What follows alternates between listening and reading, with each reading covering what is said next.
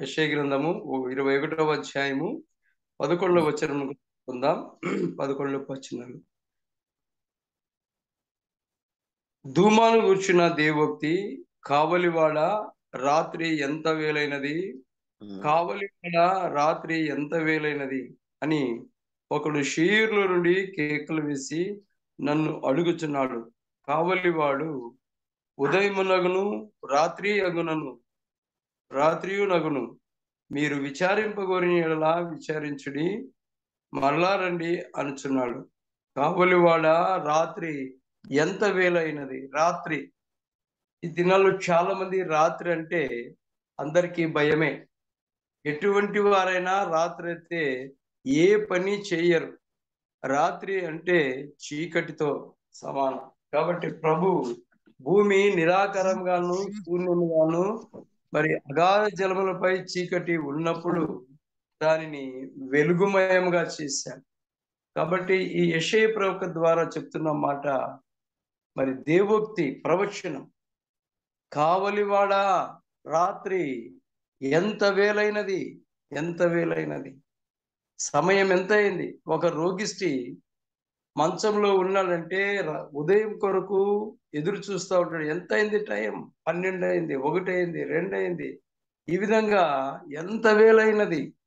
కారణం ఏంటంటే ఆ బాధ భరించలేక, ఆ వ్యాధిని అనుభవించలేక ఉదయం కొరకు ఎదురు చూస్తుంటున్నాడు. అలాగే నైట్ డ్యూటీ చేస్తున్న వాచ్మెన్ లేకుంటే గుర్కా మరి రాత్రి విజిలేస్తూ వీధుల్లో తిరుగుతూ మరి ఆ ఇంటి యజమానులు వేసినప్పుడు సార్ టైం ఎంత అయింది. కారణం ఏంటంటే పగటి కోసం ఎదురు చూస్తూ ఉంటున్నాడు. నైట్ డ్యూటీలు చేసే ఉద్యోగస్తులు కూడా ఉదయం కొరకు ఎదురు చూస్తుంటున్నారు. కాబట్టి ఇక్కడ ఒక ప్రవచనం ఏమంటే రాత్రి ఎంత వేలైనది. ఈ ప్రాతకాలం నీ ఆవరణములో 1 దినము గడుపుట 1000 దినములతో సమానమని చెప్పిన దేవుడు పగలు రాత్రి అయితే మరి 1 దినంతో సమానంగా ఎంచాడు. కాబట్టి కావలివాడ రాత్రి ఎంత వేలైనది అంటే అక్కడ మరి ఒకడు షేర్ల నుండి కేకలు వేసి నన్ను అడుగుచున్నాడు. కావలివాడ ఉదయమగును రాత్రి కూడా అగును. రాత్రి ఉదయం అవుతుంది. దేవుడు ఆదిలోనే సృష్టి ఆరంభంలోనే ఫస్ట్ చీకటిని పారద్రోలి వెలుగు చేత నింపాడు. కాబట్టి షేయూర్లో నుండి ఒక కేక వినబడుతున్నది. ఈ ప్రాతకాల సమయంలో రాత్రి అంటే చాలా మందికి ఇష్టం లేదు. రాత్రి అంటే భయం. రాత్రి అంటే పాపానికి సాదృశ్యంగా ఉంటున్నది. ఎంత వేలైంది ఎంత వేలైంది రాత్రి. కాబట్టి ఈ ప్రాతకాలం ఉదయమునగును రాత్రి కూడా అగును. ఉదయం వచ్చిందంటే రాత్రి. కష్టాలు వెనుక సుఖాలు ఉంటాయి, సుఖాల వెనుక కష్టాలు ఉంటాయి. దుఃఖం పోతుంది, సంతోషం ఉంటుంది, సంతోషం పోతుంది, దుఃఖం కూడా ఉంటుంది. ఈ విధంగా కావలివాడు ఉదయం కొరకు ఎదురు చూసినట్లు మరి కావలి వారికి ఒక స్వరం వచ్చింది. ఉదయం అవుతుంది, రాత్రి కూడా అవుతుంది. కనుక ఈ ప్రాతకాల సమయంలో మన జీవితంలో మరి రాత్రులు వస్తాయి, పగళ్ళు వస్తాయి, రాత్రులు వస్తాయి, పగళ్ళు వస్తాయి. వీటన్నిటి మధ్యలోనే మన సంవత్సరాలు ముందుకు సాగిపోతా ఉంటాయి. కాబట్టి రాత్రి చాలా విచారకరమైన రాత్రి. కనుక ప్రాతకాల సమయంలో మనం రాత్రిని గురించి తెలుసుకుంటే మరి లూకాసు వార్త 2వ అధ్యాయం 8వ వచనంలో చెప్తున్నది. రాత్రి వేళ లూకాసు వార్త ఆ దేశంలో కొందరు గొర్రెల కాపరులు పొలంలో ఉండి రాత్రి వేళ తమ మందను కాచుకొనిచుండగా రాత్రి వేళ ఆ గొర్రెల కాపరులు ఏం చేస్తున్నారంటే తమ గొర్రెలను మందను కాచుకొనిచు ఉన్నప్పుడు వారు ఆ చలిలో మంటలు వేసుకొని చలి కాచుకున్న అర్ధరాత్రి సమయంలో ఆ రాత్రి వేళ ఒక దేవదూత వచ్చి వారి దగ్గరికి వచ్చి వారిని దర్శించినట్లు చూస్తుంటున్నాం. కాబట్టి రాత్రి వేళ తమ మందను కాచుకొనిచుండగా దేవుని దూత లేకపోతే ప్రభువు దూత వారి దగ్గరికి వచ్చి వారితో మాట్లాడింది, వారిని దర్శించింది. రాత్రి ప్రభువు దర్శించే కాలం.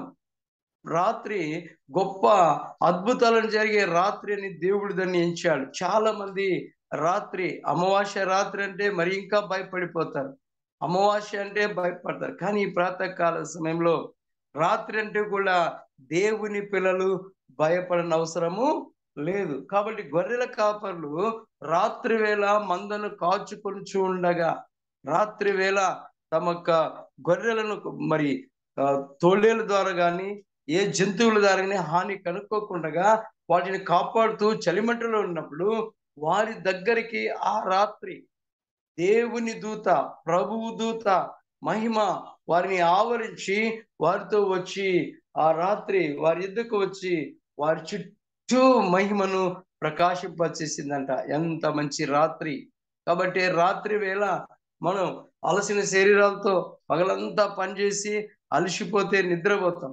కానీ ఆ నిద్రపోకుండా ఆ రాత్రి వాళ్ళు గొర్రెలుగా పగలంతా మందలను అడవిలో మేపుతారు, రాత్రంతా కాస్తున్నారు. వారికి ఎక్కడ నిద్ర? కానీ దేవుడు వారికి మంచి ఆరోగ్యం ఇచ్చాడు, శక్తినిచ్చాడు, బలాన్ని ఇచ్చాడు. అయితే ఆ రాత్రి ఎన్నిక లేనటువంటి, ఏ జ్ఞానము లేనటువంటి గొర్రెల కాపరుల దగ్గరికి దేవుని దూత ఆ రాత్రి వచ్చి వారిని దర్శించింది. ఈ ప్రాతకాలం మన జీవితాల్లో ప్రభువు దర్శించే కాలం సమీపించినది. రాత్రి వేళ మనతో ప్రభువు మాట్లాడే దినం మనకు సమీపించినది. కారణం ఏంటంటే ఈ అంత్య దినాల్లో, ఈ చివరి దినాల్లో, ఈ ఆఖరి దినాల్లో మనం ఆత్మీయ జీవితంలో అంచెలంచెలుగా ఎదిగిపోవాలంటే ప్రభు యొక్క రాత్రి, ప్రభుతో గడిపే రాత్రి మనకు చాలా అవసరమైనది. కాబట్టి ఆ రాత్రి వేళ తమ మందను కాచుకొనుచుండగా దేవుని దూత వారి దగ్గరకు వచ్చి దేవుని మహిమను ప్రకాశింపజేసి ఆ మహిమలో దేవుని స్వరాన్ని, దూత స్వరాన్ని దేవుని ఆ గొర్రెల కాపరులు విన్నారు. కనుక ఈ ప్రాతకాల సమయంలో మన జీవితంలో మనం కూడా ఆ రాత్రి వేళ ప్రార్థన అనే ఆ మంద దగ్గర కూర్చొని ప్రార్థన చేస్తూ ఉంటే ఎంత ఆశీర్వాదమో. కనుక ఈ ప్రాతకాల సమయంలో రాత్రి చాలా విలువైనది. ఇంకొక రాత్రి చూసుకుందాం. అదే మా లూకాసు వార్త 5వ అధ్యాయం 5వ వచనంలో, సీమోను ఏలినవాడా, రాత్రంతయు మేము ప్రయాసపడితిమి గాని మాకేమీ దొరకలేదు. అయినను నీ మాట చొప్పున వలలు వేయుదమని ఆయనతో చెప్పిరి. రాత్రి శిష్యులు ఎంతో అనుభవం ఉన్నవారు. శిష్యులు చేపలు పట్టే దాంట్లో ఎంతో జ్ఞానం కలిగిన వారు. అయితే వారు దేవుడు లేకుండగా, దేవుని చిత్తం లేకుండగా, దేవుని సెలవు లేకుండగా, దేవుని ఆలోచన ప్రకారం లేకుండగా సొంత ఆలోచనలతో సముద్రానికి వెళ్ళారు. సొంత జ్ఞానంతో సముద్రానికి వెళ్ళి చేపలు పట్టాలని వృత్తిలోనికి వెళ్ళిపోయారు. అయితే గొప్ప దేవుడు, ఆశ్చర్యకరుడైన దేవుడు ఆ రాత్రి సముద్రంలో ఉండే ఆ చేపలకు కూడా ఆజ్ఞించాడు, మీరు ఈ రాత్రంతా కూడా లోపలికి వెళ్ళిపోండి. ఎంత మంచి మాట! చేపలు ఆ రాత్రి ఆయన మాట విన్నాయి, లోపలికి పోయాయి. ఈ శిష్యులు వచ్చి వలలు వేశారు, ఒక్క చేప కూడా దొరకలేదు. ఒక్క కొరమీను కూడా పట్టుకోలేక నిరాశ చెందుతున్నారు.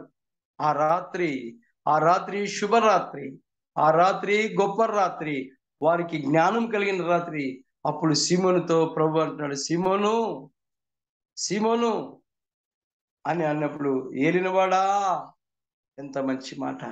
ఆ రాత్రి వింటున్న స్వరం, ఏలినవాడా, రాత్రంతయు ప్రయాసపడితిమి, మాకొక్క చేప కూడా దొరకలేదు. పాడబడతాం, రాత్రంతయు శ్రమ పడినా రాలేదు ప్రభు జయము, రహదారులు వెదకినను రాదాయను ప్రతిఫలము, రక్షించు నీ సిలువా రమణీయ లోతులలో రతనాలను వెదకుటలో రాజిల్లు నా పడవా.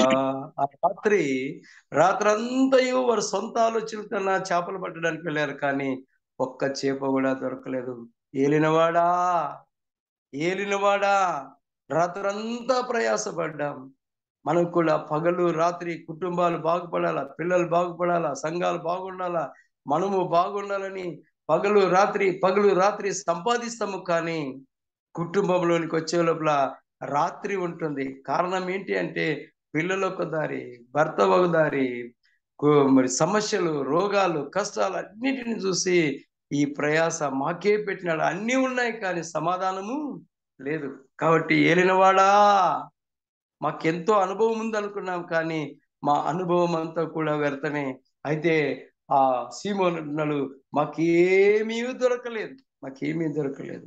మేము ఎన్నిసార్లు ప్రార్థన చేస్తాం, ఎన్ని మందిరాలకు వెళుతున్నాం, ఎంత వాక్యం వింటున్నాం, సొంత ప్రార్థన చేసుకుంటున్నాం, ఉపవాస ప్రార్థన చేస్తున్నాం, మాకేమీ దొరకలేదంట. ఎస్, ప్రార్థన స్వార్థంతో కూడిన ప్రార్థన. రాత్రంతా తను సొంతంగా ఆలోచన చేత వృత్తి కోసమై సొంత వల్ల వేసాడు, కానీ దొరకలేదు. ప్రభు లేకుండా మనం ఏమి చేసినా ప్రయోజనం లేదు. కానీ ఆ రాత్రి అంటాడు ఈ సీమోను, నీ మాట చొప్పున ప్రభువా, నీ మాట చొప్పున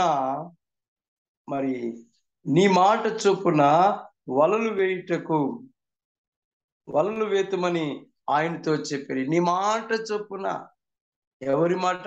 ఆ రాత్రి దేవుని మాటకు వారు విధేయత చూపారు, దేవుని మాటకు వినయం చూపారు, దేవుని మాటకు తమను తాము తగ్గించుకున్నారు. కనుక ఆ రాత్రి నీ మాట ప్రయాసపడ్డారు.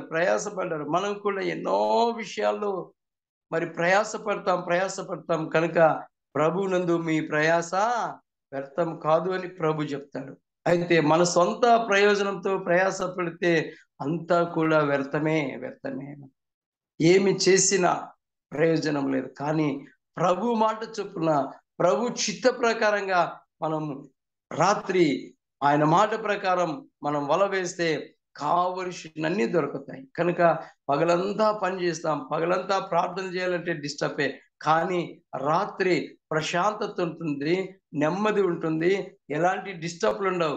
అప్పుడు ఆ రాత్రి ప్రభు దగ్గరికి వెళ్ళి ప్రార్థన చేస్తూ ఉంటే మన ప్రార్థనకు ఆ రాత్రి దేవుడు జవాబు దాయిచేస్తాడు. సీమోను ఆయన మాటకు లోబడి ఆ రాత్రంతా ప్రయాస విడిచిపెట్టి ప్రభు మాట చొప్పున వల వేసి గొప్ప చేపలు పట్టుకున్నట్లు మనం చేస్తుంటున్నాం.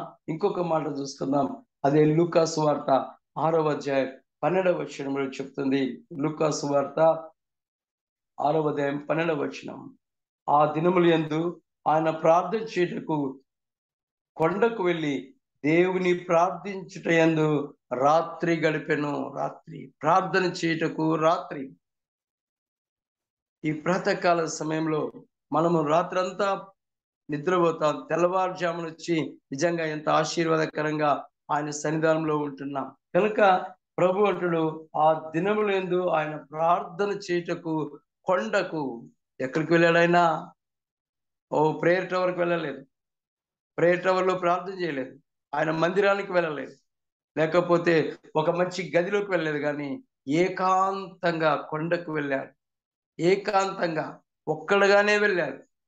కొండకు వెళ్ళి ఆ రాత్రంతా దేవుని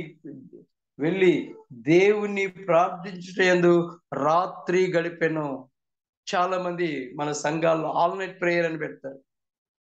నెల ఆఖరి దినమందు ఆల్ నైట్ ప్రేయర్ పెడతారు. ఆల్ నైట్ ప్రేయర్ అంటే మన వాళ్ళు ఏం చేస్తారంటే మధ్యలో 12 గంటలకే ముగించుకొని ఇంట్లోకి వచ్చి నిద్రపోతారు. ఎక్కడ పోయింటారు బ్రదర్ అంటే ఆల్ నైట్ ప్రేయర్ అని. కానీ ఆల్ నైట్ ప్రేయర్కి అర్థం లేకున్నట్లే చేసేస్తారు.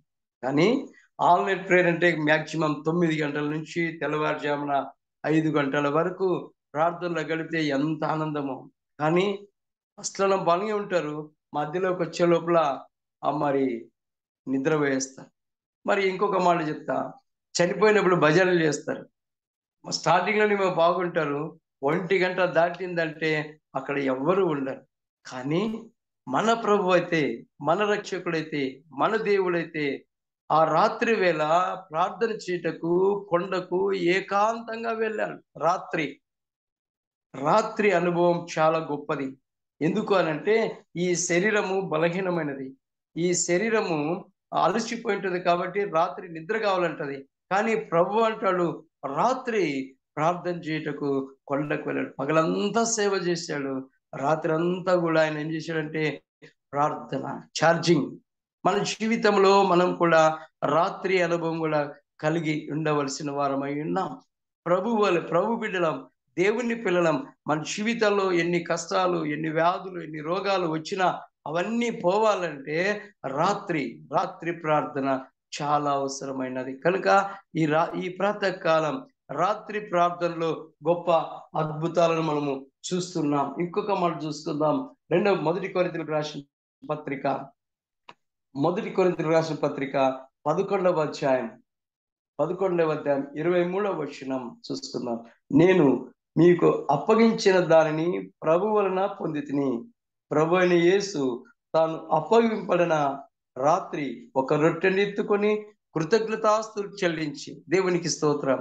ఆయన ప్రభు వల్ల ఆరాధన వచ్చిందంటే మనం అందరం ఉదయం చేసుకుంటాం. చాలా మంది ఆదివారపు ఆరాధనలో మొదటి ఆదివారమున బల్లారాధన చేసుకుంటాం. కానీ ప్రభు అయితే అప్పగింపబడిన రాత్రి అంటే అది చివరి రాత్రి, అది శిష్యులతో కలిసి గడిపే రాత్రి కనుక ఆ రాత్రి వేళ ఆయన ఏం చేశాడంటే ఆయన ప్రభు అయిన యేసు అప్పగింపని రాత్రి ఒక రొట్టెను ఎత్తుకొని ఆ రాత్రి ఎందుకు అని అంటే రొట్టెని ఎందుకు తీసుకోవాలి ఆయన? ఏంటివి లేవా అంటే ఆ రొట్టె కావాలంటే ఆ గోధుమలో లేకుంటే ఆ జొన్నలు మెత్తన చేయబడాల. గిర్నికి వెళ్ళి పిండి కావాల. పిండి అయిన తర్వాత స్త్రీల చేతికి వచ్చిన తర్వాత పిసుకబడిన తర్వాత కొట్టబడిన తర్వాత కాల్చబడాలి. ఆ రొట్టెకు అంత శ్రమ ఉంది. అలాగే ప్రభు యొక్క శరీరము కూడా మనందరి ఆత్మల రక్షణ కొరకై ఆయన శరీరము నలుగగొట్టబడింది. కొరడాలతో కొడుతూ ఉంటే ఆ శరీరము ముక్కలుగా పెరుక్కుంటూ వస్తుందంట ప్రభు శరీరం. కాబట్టి ఆ రొట్టెని తీసుకొని ఇది నా శరీరం ఆ రాత్రి చూపిస్తున్నాడు శిష్యులతో.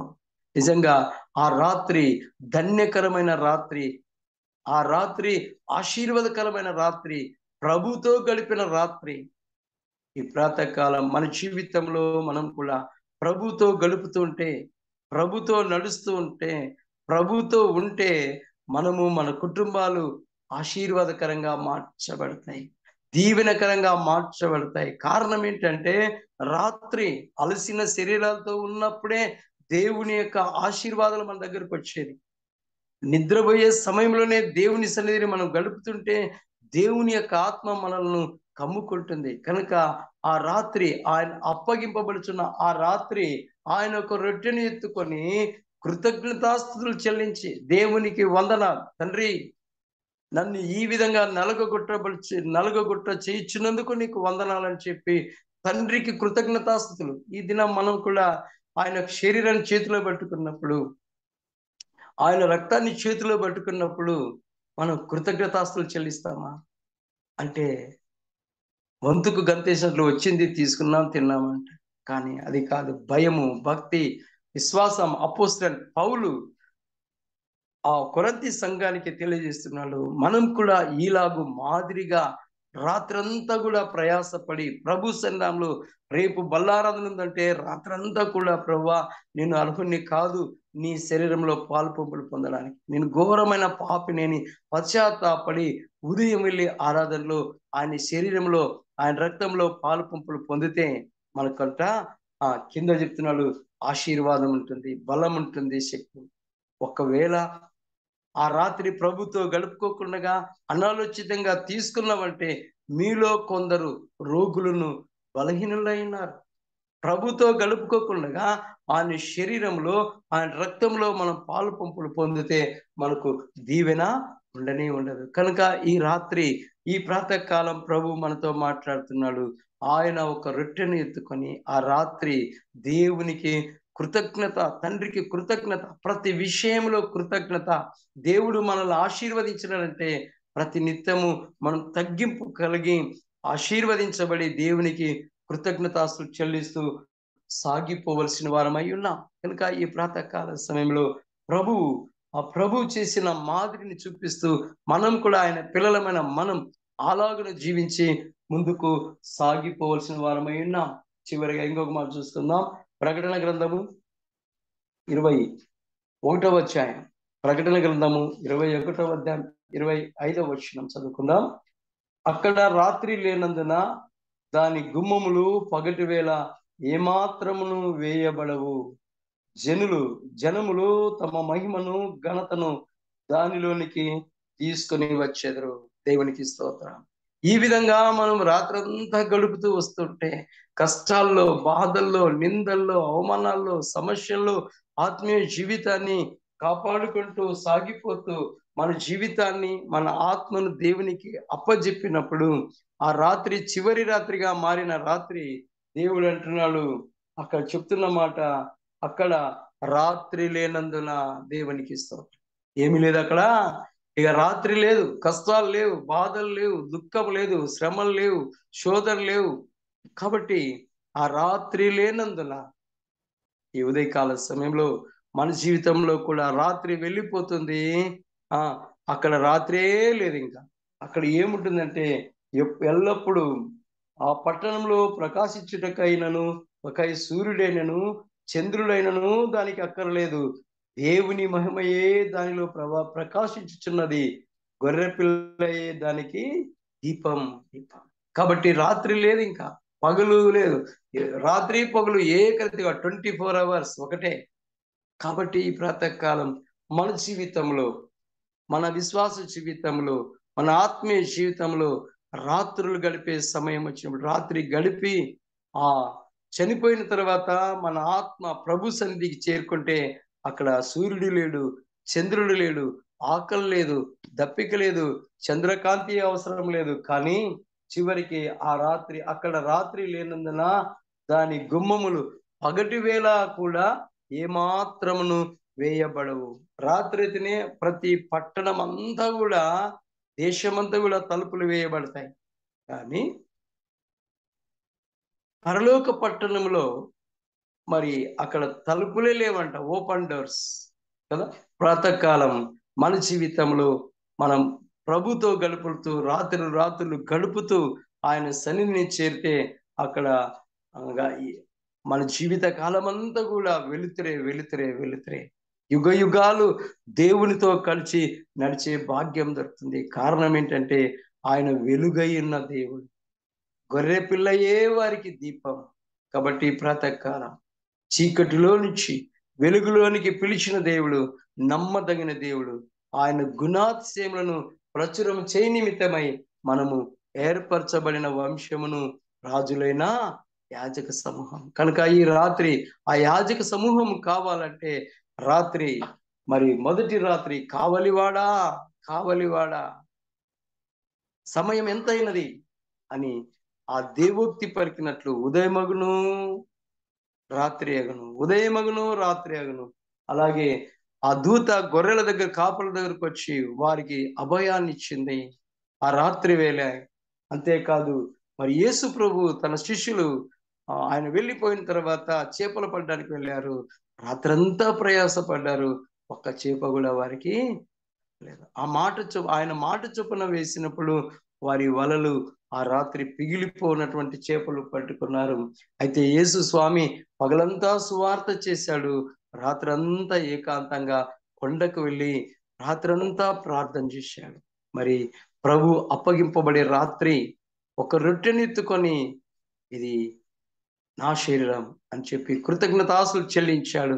మన జీవితంలో కూడా మరి రాత్రులు ఎన్నో ఉన్నా, రాత్రులు ఎన్నో శోధనలు ఉన్నా, ఎన్నో బాధలున్నా కృతజ్ఞత కలిగిన వారమై సాగిపోతుంటే మన జీవితం ఆశీర్వాదకరంగా మార్చబడుతుంది. చివరిగా మరి దేవుని రాజ్యాన్ని చేరుకున్న తర్వాత అక్కడ పగలు లేదు, రాత్రి లేదు, గొర్రె పిల్లయే వారికి దీపముగా ఉండి ఆ రాత్రి ప్రభుతో కలిసి జీవించే భాగ్యాన్ని పరిశుద్ధాత్మ దేవుడు మనకు దయచేస్తాడు. కాబట్టి ఈ ప్రాతకాల సమయంలో మన జీవితంలో ఎన్ని రాత్రులున్నా, ఎన్ని బాధలున్నా, ఎన్ని కష్టాలున్నా, ఎన్ని తెగులున్నా మనం కూడా ప్రభుతో గడిపే రాత్రి, ప్రభుతో కలిసే రాత్రి, ప్రభుతో మనం జీవించే రాత్రులు మనకు అనుగ్రహించి ఆ రాత్రి ఉన్నటువంటి ఆశీర్వాదాలు పొందుకోవడానికి, ఆ రాత్రిలో ఉన్నటువంటి దీవెనలు పొందుకోవడానికి ఈ ప్రాతకాలం పరిశుద్ధాత్మ దేవుడు మనందరికీ దయచేయును గాక.